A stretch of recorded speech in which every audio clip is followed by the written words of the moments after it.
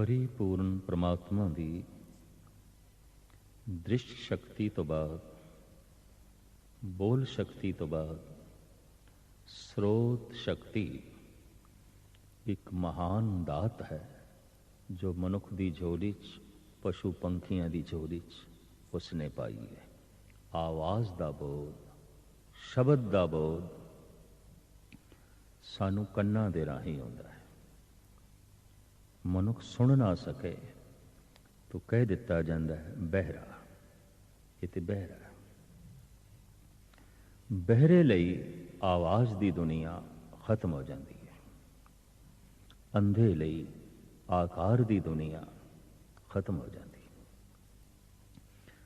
गूंगे लई संबंध रिश्तेदारियां की दुनिया खत्म हो जाती है, क्योंकि वह संबंध जोड़ नहीं सकता। अंधा वेख नहीं सकता, गूंगा जोड़ नहीं सकता, पर बहरा कुछ भी सुन नहीं सकता। आवाज़ का अपना संसार है, आवाज़ की अपनी दुनिया। परमात्मा वेखण दे च प्रकाश है, पर उसका दूसरा रूप है ना, आवाज़।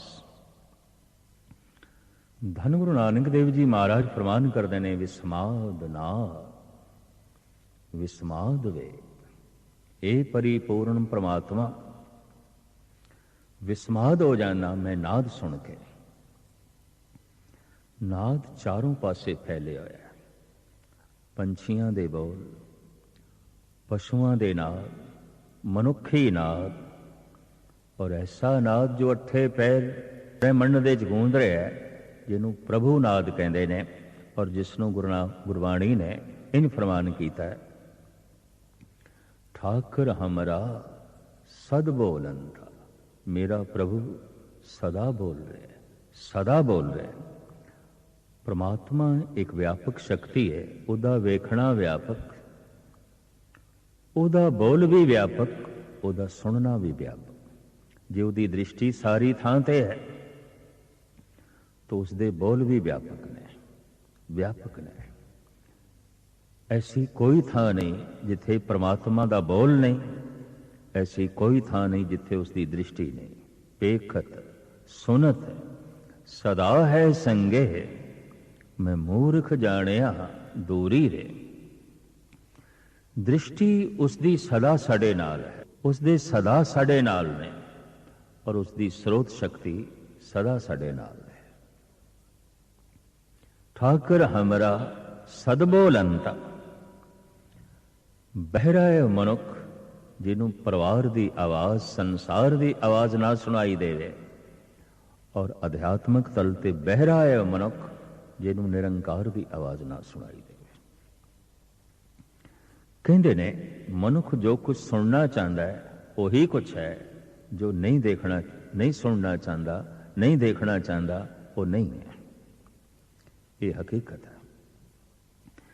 जैसे मजनू लैला तो बिना और कुछ नहीं देखना चाहता, तो उसनों हर पासे लैला ही लैला दिखाई देती है। भगत परमात्मा तो बिना और कुछ भी नहीं देखना चाहता, तो उसनों हर पासे परमात्मा ही परमात्मा दिखाई देता है। जैसे मोह ग्रसिया मनुख बच्चे की आवाज़ तो बिना, पत्नी की आवाज़ तो बिना और कुछ भी नहीं सुनना चाहता। यदी आवाज़ हर वक्त कंन दे च पैंदी रहे, प्रेसी की आवाज़, पत्नी की आवाज़, बच्चों की आवाज़ हर वक्त कंन दे च पाए। संत प्रभु तो बिना कुछ भी नहीं सुनना चाहता, कुछ भी नहीं सुनना चाहता। वो हर वक्त सुनना चाहता है परमात्मा को। क्यों? तिसकी सोए सुनी मन हरिया, जन नानक परसन आवे। है उस प्यारे दा बोल ऐसा, किधरे सुनन दे आ जाए मन बाग हो जाता है। मन खिड़िया हरिया बाग, किसे बाग दे इतनी हरियावली नहीं जो परमात्मा नूं सुन के संत दे अंदर पैदा हो जाती है, भगत दे अंदर पैदा हो जाती है।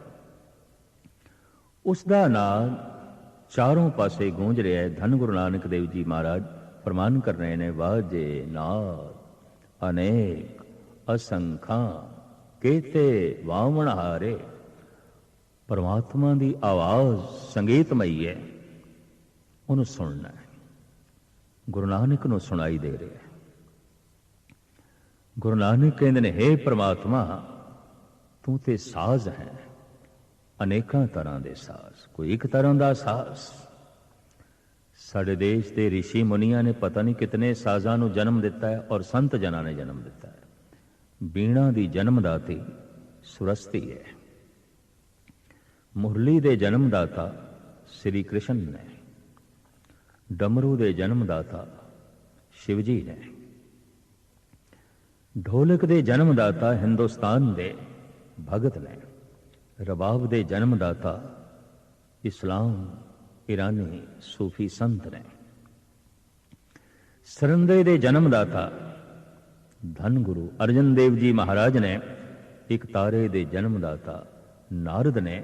ਸਾਰੇ ਸਾਜ਼ ਤੇ ਸੰਤਾਂ ਨੇ ਪੈਦਾ ਕੀਤੇ। ਜੈਸੇ ਸੰਤਾਂ ਦੇ ਬੋਲ ਹੀ ਕੋਈ ਆਪਣੀ ਜ਼ਬਾਨ ਨਾਲ ਬੋਲਣ ਲੱਗ ਪਵੇ, ਵੇਦ ਪਾਠ ਕਰਨ ਲੱਗ ਪਵੇ, ਗੁਰੂ ਗ੍ਰੰਥ ਸਾਹਿਬ ਦੀ ਬਾਣੀ ਪੜ੍ਹਨ ਲੱਗ ਪਏ, ਬਾਣੀ ਗੁਰੂ ਨਾਨਕ ਦੀ ਪੜ੍ਹ ਰਿਹਾ ਮੈਂ। ਇਸ ਤਰ੍ਹਾਂ ਦੇ ਸਾਜ਼ਾਂ ਦੇ ਜਨਮਦਾਤੇ ਸੰਤ ਜਨ ਨੇ। ਵਜਾਂਦਾ ਕੋਈ ਕੋਈ ਪਿਆ। ਅਸੰਤ ਵੀ ਵਜਾ ਸਕਦਾ ਹੈ, ਇੱਕ ਮੂੜ ਵੀ ਗੁਰੂਆਂ ਦੀ ਬਾਣੀ ਪੜ੍ਹ ਸਕਦਾ ਹੈ, ਇੱਕ ਨਾਸਤਿਕ ਵੀ ਮਹਾਂਪੁਰਸ਼ਾਂ ਦੇ ਬਚਨ ਪੜ੍ਹ ਸਕਦਾ ਹੈ, ਇੱਕ ਦੁਸ਼ਟ ਤੋਂ ਦੁਸ਼ਟ ਮਨੁੱਖ ਵੀ ਸੰਤਾਂ ਦੇ ਸਾਜ਼ ਵਜਾ ਸਕਦਾ ਹੈ। ਪਰ ਸਾਜ਼ਾਂ ਦੇ ਜਨਮਦਾਤੇ ਸੰਤ ਜਨ ਨੇ। ਕਿਸੇ ਨੂੰ ਐਸਾ ਪ੍ਰਤੀਤ ਹੋਇਆ ਪਰਮਾਤਮਾ ਦੀ ਸਰੋਤ ਤੇ ਇੱਕ ਤਾਰਾ ਹੈ, ਪਰਮਾਤਮਾ ਦੀ ਸਰੋਤ ਤੇ ਮੁਰਲੀ ਹੈ।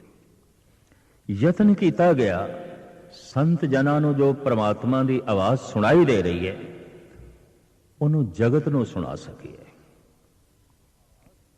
ਪਰਮਾਤਮਾ ਦੇ ਜੋ ਬੋਲ ਨੇ, ਪਰਮਾਤਮਾ ਦੀ ਜੋ ਆਵਾਜ਼ ਹੈ, ਉਹ ਜਗਤ ਦੀ ਸਰੋਤ ਬਣੇ, ਸੰਸਾਰ ਦੀ ਸਰੋਤ ਬਣੇ।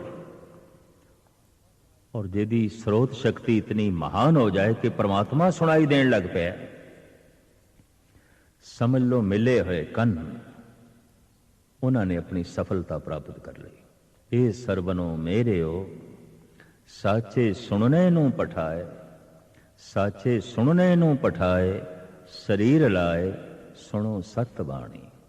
ਗੁਰੂ ਅਮਰਦਾਸ ਜੀ ਮਹਾਰਾਜ ਦਾ ਫਰਮਾਨ। ਪਰਮਾਤਮਾ ਨੇ ਇਹ ਜੋ ਕੰਨ ਬਣਾਏ ਨੇ ਸਿਰਫ ਸਤ ਬਚਨ ਸੁਣਨ ਲਈ, ਪ੍ਰਭੂ ਦੇ ਬਚਨ ਸੁਣਨ ਲਈ। ਇਹ ਵਿਅਰਥ ਦੇ ਬੋਲਾਂ ਨੂੰ ਸੁਣਨ ਲਈ ਨਹੀਂ ਬਣਾਏ। ਜੈਸੇ ਸਾਡੇ ਘਰ ਕੋਈ ਕਚਰਾ ਸੁੱਟ ਜਾਏ, ਆਪਣੇ ਘਰ ਦੀ ਗੰਦਗੀ ਸਾਡੇ ਘਰ ਸੁੱਟੇ, ਅਸੀਂ ਬੁਰਾ ਮਨਾਵਾਂਗੇ, ਔਖੇ ਹੋਵਾਂਗੇ, ਸ਼ਾਇਦ ਉਸ ਨਾਲ ਸੰਬੰਧ ਵੀ ਤੋੜ ਬੈਠੀਏ ਜੋ ਸਾਡੇ ਘਰ ਦੇ ਚ ਗੰਦਗੀ ਸੁੱਟੇ। ਪਰ ਕਈ ਦਫਾ ਦੇਖਣ ਦੇ ਚਾਹੁੰਦਾ ਹੈ ਜੋ ਆਪਣੇ ਗੰਦੇ ਬੋਲ ਸਾਡੇ ਕੰਨਾਂ ਦੇ ਰਾਹੀਂ ਸਾਡੇ ਹਿਰਦੇ ਸੁੱਟੇ, ਉਹ ਸਾਡੇ ਮਿੱਤਰ ਕਹਿਲਾਂਦੇ ਨੇ, ਦੋਸਤ ਕਹਿਲਾਂਦੇ ਨੇ, ਆਪਣੇ ਕਹਿਲਾਂਦੇ ਨੇ। ਇਤਨੀਆਂ ਹੀ ਗੰਦੀਆਂ ਗੱਲਾਂ, ਇਤਨਾ ਕੂੜਾ ਕਰਕਟ ਔਰ ਕੰਨਾਂ ਦੇ ਰਾਹੀਂ ਸਾਡੇ ਹਿਰਦੇ ਦੇ ਵਿੱਚ ਪਹੁੰਚ ਰਿਹਾ ਹੈ, ਅਸੀਂ ਪਿਆਰ ਪੂਰਵਕ ਸੁਣ ਰਹੇ ਹਾਂ। ਇਹ ਕੰਨਾਂ ਦਾ ਗਲਤ ਇਸਤੇਮਾਲ ਹੈ। ਕੋਈ ਜ਼ਬਾਨ ਦੀ ਗਲਤ ਵਰਤੋਂ ਕਰ ਸਕਦਾ ਹੈ, ਕੋਈ ਅੱਖਾਂ ਦੀ ਗਲਤ ਵਰਤੋਂ ਕਰ ਸਕਦਾ ਹੈ। ਗਿਆਨ ਇੰਦਰੀਆਂ ਦੀ ਗਲਤ ਵਰਤੋਂ, ਕਰਮ ਇੰਦਰੀਆਂ ਦੀ ਗਲਤ ਵਰਤੋਂ ਹੀ ਮਨੁੱਖ ਨੂੰ ਭ੍ਰਸ਼ਟ ਕਰਕੇ ਰੱਖ ਦਿੰਦੀ ਹੈ, ਜੀਵਨ ਦਾ ਪਤਨ ਕਰ ਦਿੰਦੀ ਹੈ, ਜ਼ਿੰਦਗੀ ਦੇ ਮਕਸਦ ਤੋਂ ਖੁੰਝਾ ਕੇ ਰੱਖ ਦਿੰਦੀ ਹੈ। ਇਸ ਵਾਸਤੇ ਧੰਨ ਗੁਰੂ ਅਮਰਦਾਸ ਜੀ ਮਹਾਰਾਜ ਫਰਮਾਨ ਕਰ ਰਹੇ ਨੇ, ਇਹ ਸਰਵਣੋ ਮੇਰਿਓ ਸਾਚੇ ਸੁਣਨੇ ਨੂੰ ਪਠਾਏ। ਭਾਈ ਸਾਹਿਬ, ਭਾਈ ਗੁਰਦਾਸ ਜੀ ਤੇ ਐਸਾ ਕਹਿੰਦੇ ਨੇ, ਸੁਨ ਪ੍ਰਿਏ ਗਵਨ ਸਰਵਨ ਨ ਬਹਿਰੇ ਭਏ, ਕਾਹੇ ਕੀ ਪ੍ਰੇਮਨੀ ਪ੍ਰੇਮ ਹੋ ਲਜਾਇਓ ਹੈ। ਕੰਨਾਂ ਨੇ ਸੁਣਿਆ ਮੇਰਾ ਪਿਆਰਾ ਦੂਰ ਜਾ ਰਿਹਾ, ਕਿਧਰੇ ਦੂਰ ਜਾ ਰਿਹਾ। ਤੋ ਭਾਈ ਸਾਹਿਬ ਕਹਿੰਦੇ ਨੇ ਕੰਨ ਤੇ ਬਹਿਰੇ ਹੋ ਜਾਣੇ ਚਾਹੀਦੇ ਸਨ, ਇਹਨਾਂ ਬੋਲਾਂ ਨਾਲ ਫਟ ਜਾਣੇ ਚਾਹੀਦੇ ਸਨ। ਇਹ ਬੋਲ ਕਿਵੇਂ ਸੁਣੇ ਗਏ, ਕਿਉਂ ਸੁਣੇ ਗਏ? ਐਸੇ ਬੋਲ ਜੋ ਵਿਛੋੜਨ ਲੱਗੇ ਨੇ, पर ऐसे बोल सदके जाते ने भगत लोग, संत जन, जिन्होंने सुन के हिरदा बाग बाग हो जाए। तो मैं अर्ज करा, ब्रह्मंड दे परमात्मा का नाद गूंज रहा है। तदी ते गुरु नानक देव जी महाराज कहते ने, विस्माद नाद, ए परिपूर्ण परमात्मा, मैं तेरा नाद सुन के विस्मादमयी हो गया, मैं तेरी आवाज सुन के गदगद हो गया, मैं तेरा शब्द सुन के खिड़ उठिया, हरिया बाग हो गया। इदा मतलब है स्रोत शक्ति दे बड़ी गहराई चाहिए है। कहते ने जिस दरखत ने अपनिया शाखा नूं आसमान तक ले जाना है, उन्होंने अपनिया जड़ा पाताल तक ले जानिया पैंदियां। जिहड़ा दरख्त पाताल तक जाण नूं तैयार नहीं, आसमान नूं नहीं छू सकेगा। जिस मनुख दे बोल गहरे ने, गहरे ने, जिस मनुख दी स्रोत, जिस मनुख दा सुनना गहरा नहीं, उस दे बोलां दे कोई उचाई भी नहीं होगी, बुलंदी भी नहीं होगी। उच्चे बोल उसे दे हुंदे ने, उसे दे बोल आसमानां नूं पाड़ के अगे निकलदे ने। जिस दी स्रोत पाताल नूं पाड़ के थल्ले चली जाती है, जिस दी स्रोत गहरी नहीं, उस दे बोल उच्चे नहीं हो सकते।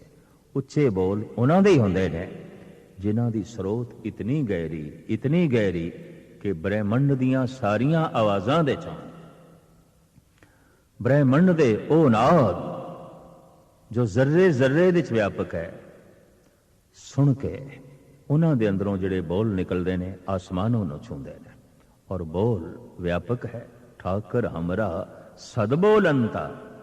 अगर वो प्रकाश रूप दे च व्यापक है तो वो बोल रूप दे च भी व्यापक है।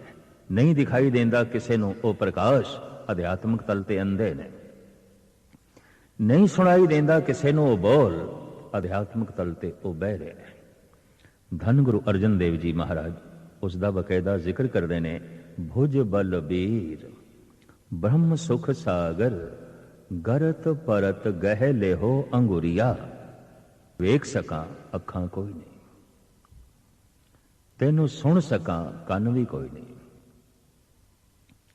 तेरे मार्ग ते चल सका पैर भी कोई नहीं, तेरा दामन पकड़ सका हाथ भी कोई नहीं।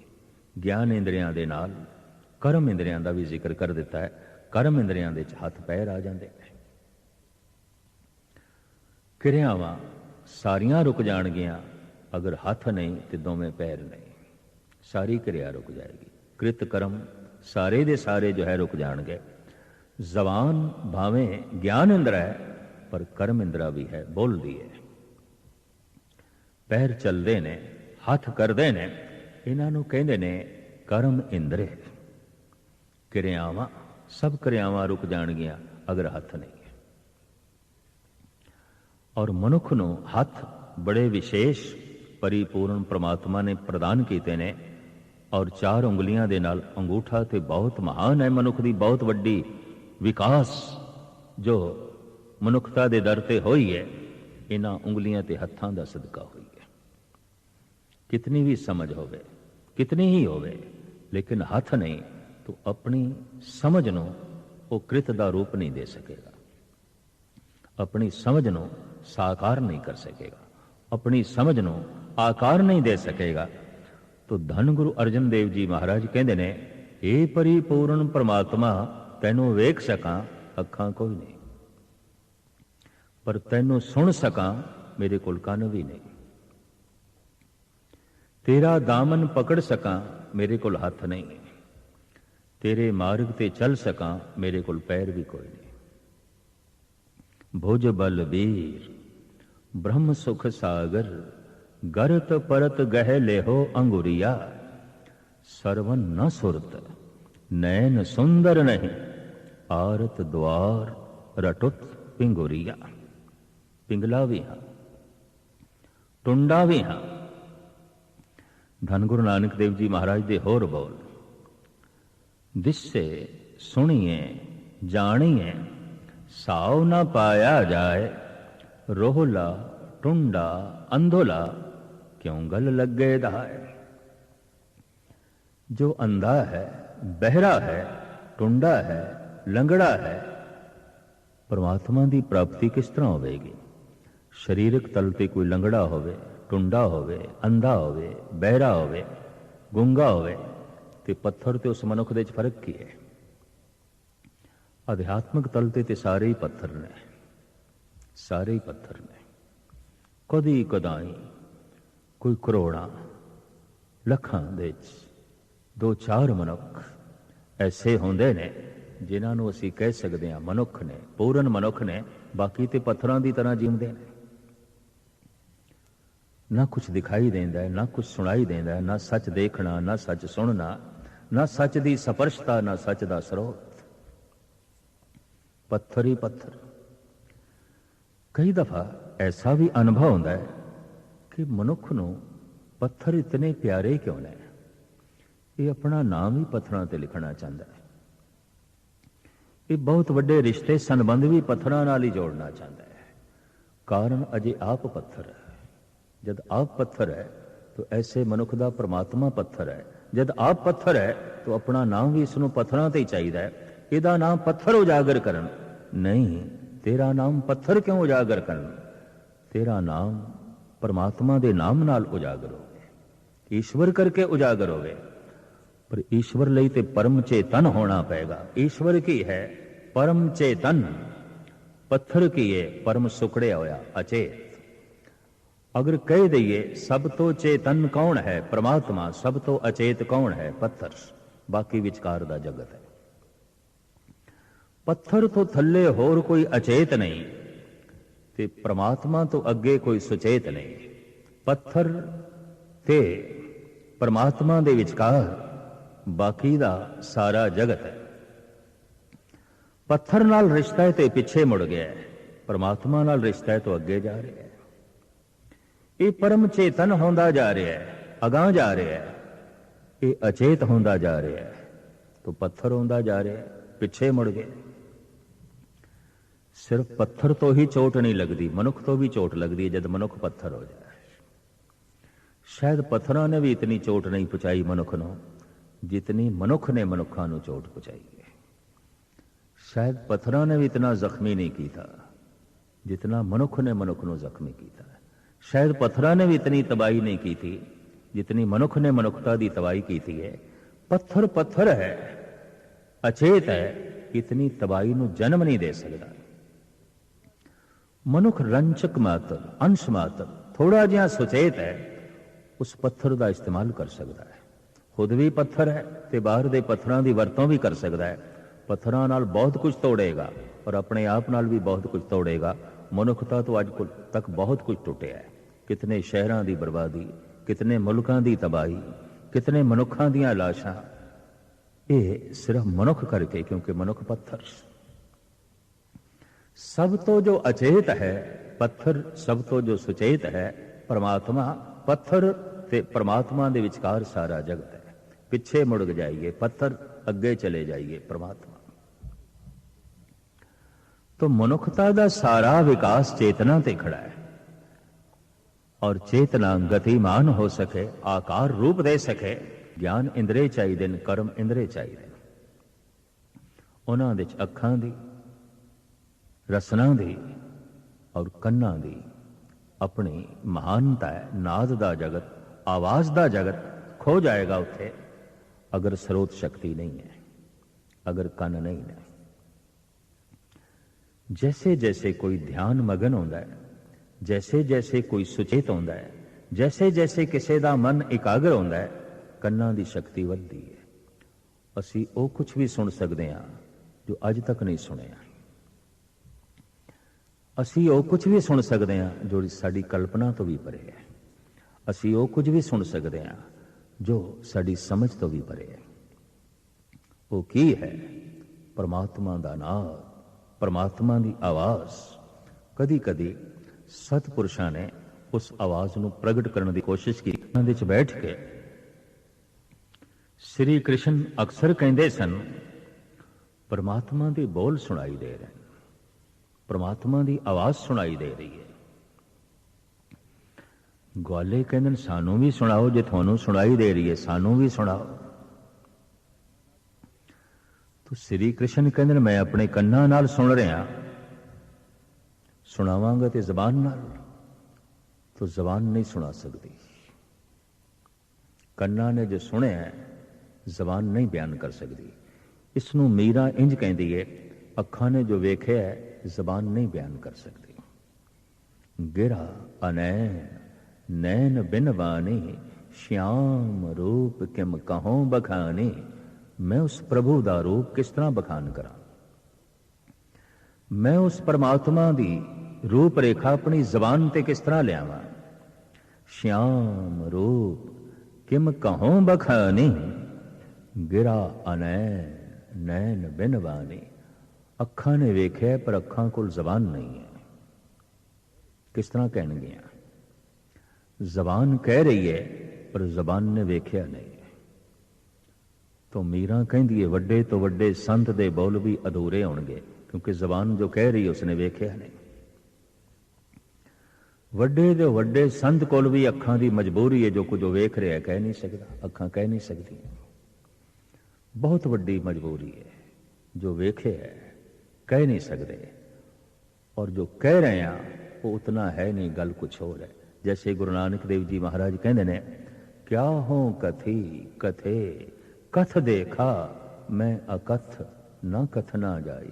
जो मैं देखे है मैं कथन किस तरह करा, मैं तो कह कह के देखे है नहीं कह सकता, नहीं कह सकता। जो मैं वेखे है मेरे कहने विच नहीं आउंदा। जे हो जाना आखा नाही, कहना कथन न जाई। जिन्हां ने वेख्या कह ना सके, पर जिन्हां ने वो नाद भी सुनिया सुना ना सके। यही कारण है कि परमात्मा अजे तक राज बने होया है, संत अजे तक राज बने हुए ने। क्योंकि हैरानगी ये की सी मंसूर नूं कि सूली ते चढ़िया होया भी हसदा रहा। की सी गुरु अर्जन देव जी महाराज कोल तत्ती तवी ते बैठ के भी तपे नहीं, शांत बैठे रहे। ये की सी ईसा दे कोल सूली ते चढ़ के भी कहते ने कि शुकराना तेरा धन्यवाद, जो कुछ हो रहा है ठीक हो रहा है, ठीक हो रहा है। ये की सी कि सूलों दी सेज सूली एक पिंजरा और उस दे च बंद ने गुरु तेग बहादुर साहब जी महाराज। फिर भी कहते ने अनहोनी कुछ भी नहीं है, जो कुछ होना है वही होता है, अनहोनी कुछ भी नहीं है। इस वास्ते सानू कोई भी चिंता नहीं। चिंता तांकी कीजिए जो अनहोनी होए, ये मार्ग संसार को नानक थिर नहीं कोए। अनहोनी तो कुछ भी नहीं, जो कुछ हो जाता है वो होंदा ही है, वो तो होना है। इतनी निश्चिंतता, इतनी बेपरवाही, और एक पिंजरे विच और सूलां दे पिंजरे विच जो चुभदे ने, हिलन भी नहीं देंदे। तो आम बंदा हैरान है कि है ना पुरुषां दे कोलों ये की वेख रहे ने, ये की सुन रहे ने, ये की सोच रहे ने। राज बने होया है अजे तक परमात्मा, राज बने हुए ने अजे तक संत। समझ दे ना परमात्मा आया, समझ दे ना संत आए। ਇਹਦੇ ਉੱਤੇ मैं एक तशबीह देना हुंदा, एक बच्चे नूं की पता जवानी की आउंदी है।